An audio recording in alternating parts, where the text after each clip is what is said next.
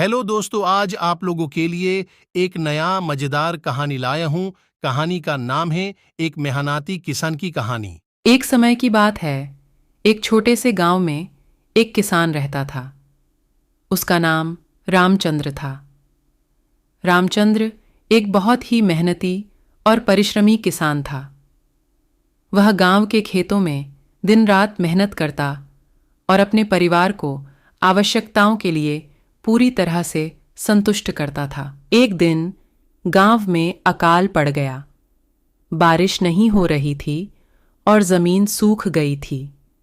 सभी किसानों को अपनी फसल के लिए चिंता होने लगी, लेकिन रामचंद्र डरने वाले नहीं थे।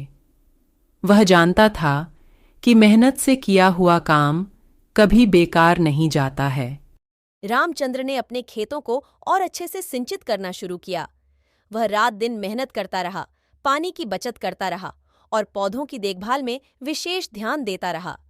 दूसरे किसान उसे हंसते और मजाक उड़ाते रहे, पर रामचंद्र अपने लक्ष्य के प्रति सदा संकल्पबद्ध रहा। कुछ समय बाद बादल उमड़ आए और बारिश शुरू हो गई। रामचंद्र की खेती के पौधे जीवंत हो गए और उनकी फसल बढ़ने लगी।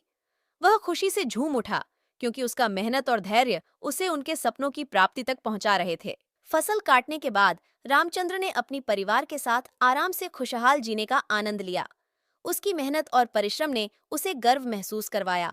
वह गांव के बाकी किसानों के लिए एक प्रेरणा स्रोत बन गया। आखिरकार गांव की जनता ने उनकी मेहनत और समर्पण को मान्यता दी और उन्हें सम्मानित किया। रामचंद्र की कहानी और संघर्ष गांव के अन्य किसानों को भी प्रेरित करते रहे। इस कहानी से हमें यह सीख मिलती है कि मेहनत, परिश्रम और समर्पण किसानों के लिए अत्यंत महत्वपूर्ण है।